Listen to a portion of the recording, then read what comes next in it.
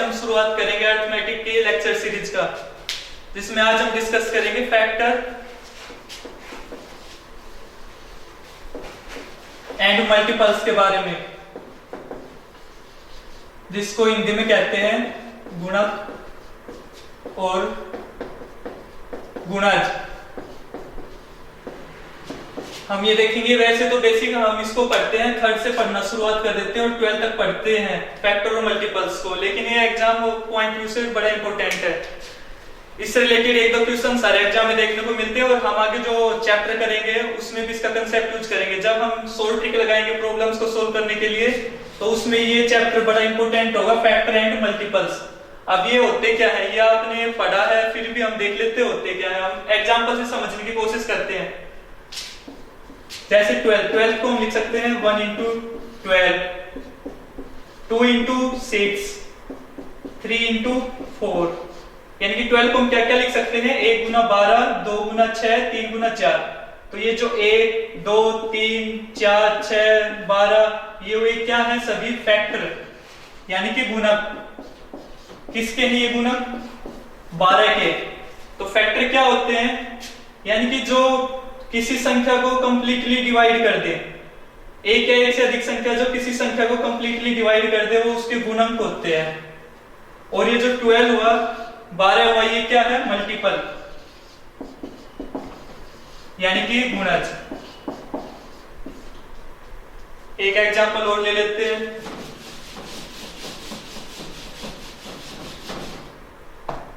24 को हम क्या क्या लिख सकते हैं, 1 गुना 24, 2 गुना 12, 3 गुना 8, 4 गुना 6। तो इसमें जो 1 है, 2 है, 3 है, 4, 6, 8, 12, 24 ये सभी क्या है, फैक्टर गुणक। किसके हैं ये गुणक? 24 के। और ये 24 क्या है, मल्टीपल। और ये मल्टीपल किसका होगा? मल्टीपल है ये 1 और 24 का, 2 22 का, 3 28 का, यानी कि 2 के गुना होके जब कोई नंबर बनता है तो उसको हम बोलते हैं मल्टीपल यानी कि गुणज। अब आपने एक बात नोटिस की थी, 12 था, 12 को हम लिख सकते थे नीम की फॉर्म में, इसमें भी 1 था, इसमें भी 1 था, यानी कि जो 1 होता है, 1 देख लो, 1 के भी क्या फैक्टर होंगे, 1 1, 2 के भी क्या होंगे, 1 गुना 2, यानी कि 1 है वो हर किसी नंबर का क्या होता है, फैक्टर। तो एक अकेला ऐसा नंबर है जो हर किसी नंबर का फैक्टर होता है यानी कि गुणक होता है। और संख्या यानी वो संख्या स्वयं खुद की फैक्टर भी होती है, जैसे इसमें 24 था, इसमें 12 था, इसमें 1 है। तो हम कुछ पॉइंट्स देख लेते हैं जो इंपॉर्टेंट है फैक्टर से रिलेटेड। तो हमने क्या देखा, जो एक संख्या है वो हर किसी का फैक्टर होती है, हर नंबर का फैक्टर होती है, खुद का भी फैक्टर होती है। और कोई भी फैक्टर होगा यानी कि गुणक होगा, वो मल्टीपल से यानी कि जिस संख्या का गुणक होगा वो उससे हमेशा क्या होगा, छोटा होगा। जैसे कि हमने देखा था 12 के जो गुणक थे वो क्या थे, 1 2 3 4 6 12। ये जो सभी हैं ये या तो 12 के बराबर है, वो क्या है 12 और स्वयं संख्या, और ये जो गुणक है वो क्या है, इससे छोटे। तो गुणक हमेशा क्या होते हैं, जो संख्या होगी जिसके गुणक होंगे वो से या तो छोटे होंगे या फिर क्या होंगे, बराबर होंगे, बड़ा नहीं होगा। और ये क्या था, मल्टीपल यानी कि गुणज। तो गुणज क्या होगा, जो उसके फैक्टर होंगे यानी कि जिसका मल्टीपल होगा उससे हमेशा बड़ा होगा या फिर उसके बराबर होगा।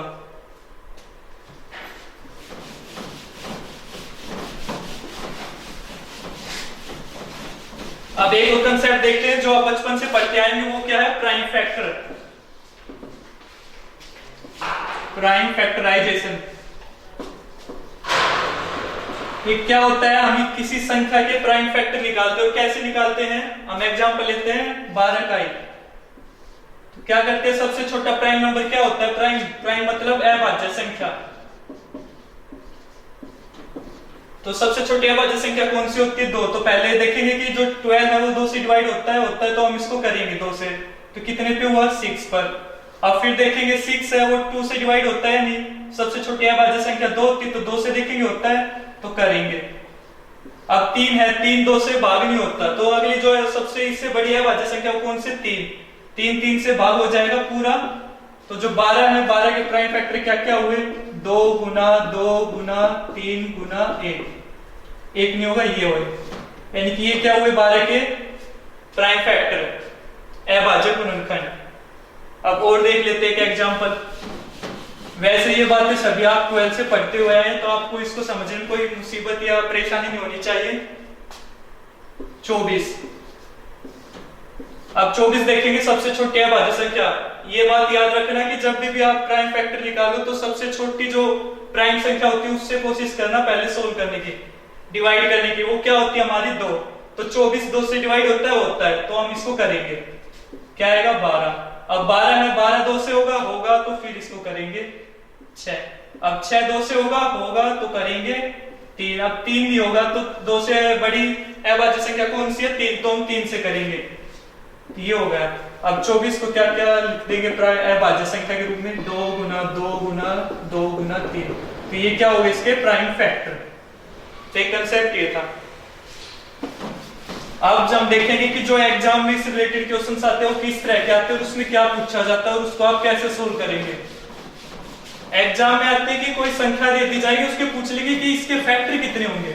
अब जैसे 12 था, हमने इसके फैक्टर निकाल लिए थे बड़ी आसानी से। क्या क्या होंगे 1 होगा 2 होगा 3 होगा 4 होगा 6 होगा 12 होगा। हमने आसानी से बता दी कितने फैक्टर होंगे 1 2 3 4 5 6 गिन लिए 6 होंगे इसके फैक्टर, यानी कि क्या होंगे 6 गुणक होंगे इसके। लेकिन अगर यही संख्या बड़ी होती 12 की जगह कोई बड़ी संख्या होती तो हम कैसे निकालते फैक्टर। अब हम ऐसे निकालने बैठ जाते तो हमारी 2 से 3 मिनट तो वैसे ही वेस्ट हो जाती। तो इसके लिए एक सोल्व ट्रिक है, वो क्या है। तो हम सोल्व ट्रिक पहले 12 से करके देखते हैं।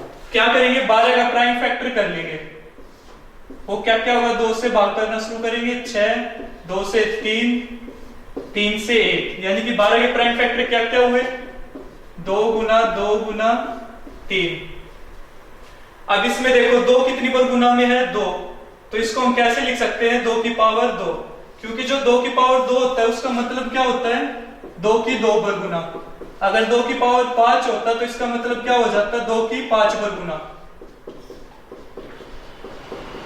यानी कि हम क्या समझे कि जिस भी संख्या की जितनी पावर हो उसको इतनी बारी गुना कर देंगे। जैसे 5 की पावर 3 होता तो क्या करते 5 की 3 बार गुना।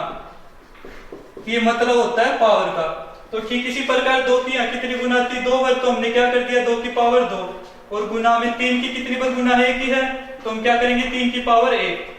अब हमें क्या निकालना है कि 12 के टोटल फैक्टर कितने बनेंगे। तो हमने क्या देखा 2 की पावर है 2 और 3 की पावर है 1, तो हम क्या करेंगे कि जो पावर आई है 2 की पावर उसमें 1 जोड़ेंगे। 2 की पावर कितनी थी 2, इसमें 1 जोड़ा, गुना में 3 की पावर कितनी थी 1, इसमें भी 1 जोड़ दिया, और इसको सोल्व कर लेंगे। अब जो आंसर आएगा वो हमारे हो जाएंगे 12 के फैक्टर। अब कितना हुआ 2 और 1 3, 1 और 1 2, तो कितने आए 6। और हमने देखे थे कि 12 के होते भी हैं कितने 6, वो क्या क्या थे 1 2 3 4 6 12। ये जो हम ऐसे सोल्व करेंगे तो मुश्किल से 10 सेकंड लगेंगे, बड़ा ही आसान होगा सोल्व करना। अब एक बड़ी संख्या को सोल्व करके देखते हैं।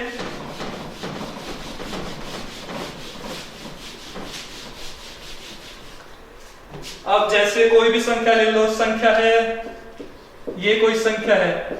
अब इसके पूछ लेता है कि फैक्टर बताओ टोटल फैक्टर कितने होंगे, तो आप वही निकालने बैठ जाते, सोल्व कर करके देखते, कम से कम 48 से 50 पेयर बनते, फिर गिनते उनको, तो बहुत ज्यादा टाइम लगता है। इसका सिंपल ट्रिक का है कि इसके प्राइम फैक्टर निकालो। सबसे पहले 2 से करोगे तो क्या होगा ये हो गया। अब ये फिर से 2 से होगा,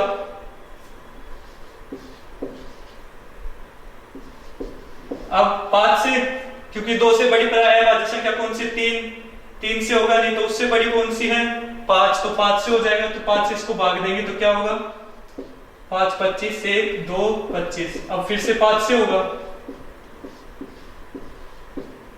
अब फिर से 5 से होगा,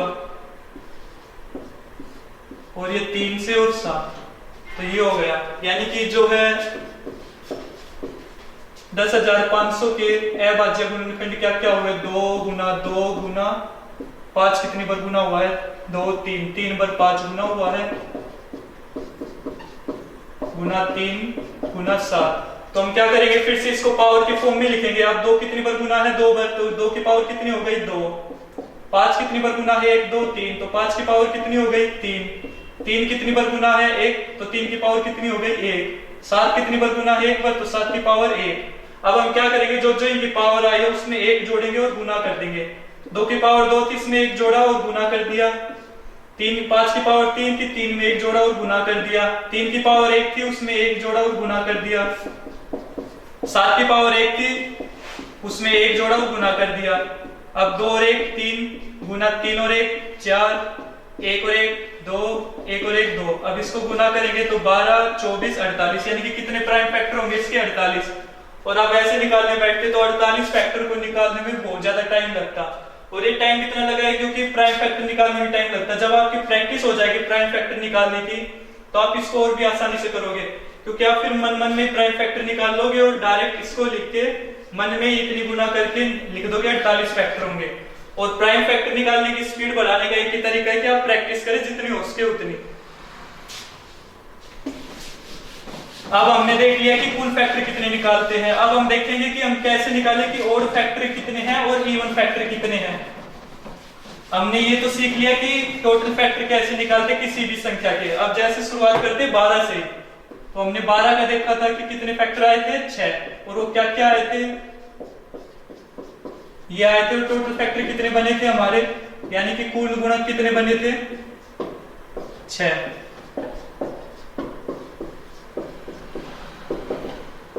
अब आपसे पूछ ले इसमें बताओ कि ओड फैक्टर कितने होंगे। ओड फैक्टर मतलब विषम गुणक, यानी कि विषम गुणक कितने होंगे। तो आप कैसे निकालेंगे? वही तरीका है 12 का भी। सबसे पहले प्राइम फैक्टर निकालेंगे, तो 12 के प्राइम फैक्टर निकालोगे, वो क्या क्या होंगे? निकाल के देख लो। 2 6 2 3 3 1, तो क्या हुए? 2 गुना 2 गुना 3। तो हम पावर फॉर्म में लिखेंगे सेम उसकी तरह जैसे हमने कुल निकाला था। आगे जाके थोड़ा सा चेंज होगा, वो देखो क्या चेंज होगा। तो क्या किया? 2 2 3। अब 2 कितनी बार गुना है? 2 बार, तो 2 की पावर 2। 3 कितनी बार गुना है? 1 बार, तो 3 की पावर 1। अब हमने यहां से देखना ध्यान से कि अब क्या पूछा है? ओड फैक्टर, यानी कि विषम गुणक। तो विषम गुणक कैसे निकालेंगे? अब देखो यहाँ पे विषम संख्या ये 2 है और 3 है। विषम संख्या क्या होती है? जो 2 से डिवाइड ना हो, यानी कि 2 से भागी ना जाए पूरी पूरी। और वो संख्या कौन सी है? 3। तो 3 है यहाँ पर कौन सी? विषम संख्या। और विषम संख्या की पावर कितनी है? 1। तो विषम संख्या की जो पावर है उसमें 1 जोड़ेंगे। अगर और होती तो हम फिर आगे मल्टीप्लाई करके पावर में 1 जोड़ के लिख देते, लेकिन यहाँ पर केवल एक ही विषम संख्या है, वो क्या है? 3। और उसमें 1 जोड़ा तो 2, यानी कि यहाँ पर विषम, यानी कि जो विषम गुणक कितने हुए? 2। और टोटल गुणक कितने थे? 6। तो आपसे अब क्या पूछ सकता है कि इवन फैक्टर कितने होंगे, यानी कि सम गुणक। तो वो कैसे निकालेंगे? हमें पता है कि कुल गुणक कितने हैं? 6, यानी कि टोटल फैक्टर है 6। और विषम गुणक यानी कि ओड फैक्टर कितने हैं? 2। तो टोटल में से ओड घटा देंगे तो वो हमारे क्या बचेंगे? इवन। अब टोटल कितने थे? 6। और विषम कितने आए हैं? 2। तो इवन कितने हो जाएंगे? 6 घटा 2, यानी कि 4। एक एग्जांपल और देखते हैं।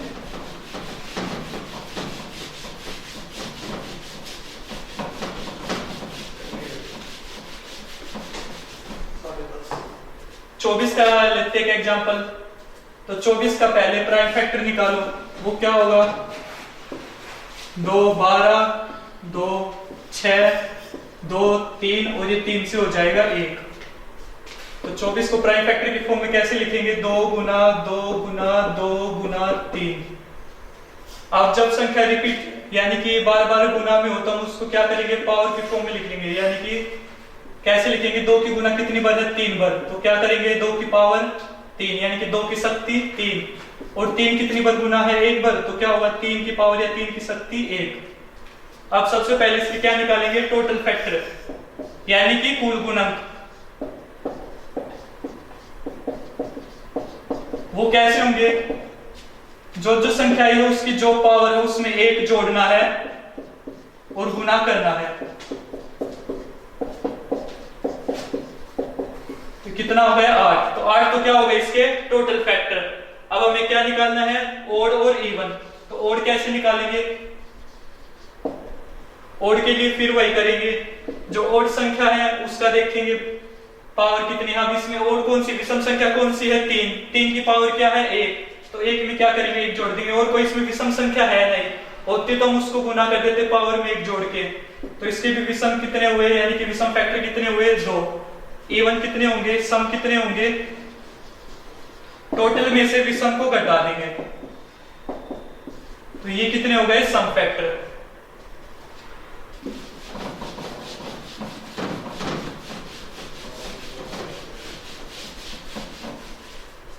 एक एग्जांपल और देख लेते इसका, 10,500, इसके हमने निकाले थे, कुल फैक्टर आए थे 48। कुछ एक बार फिर से देख लेते कितने आए थे निकाल के।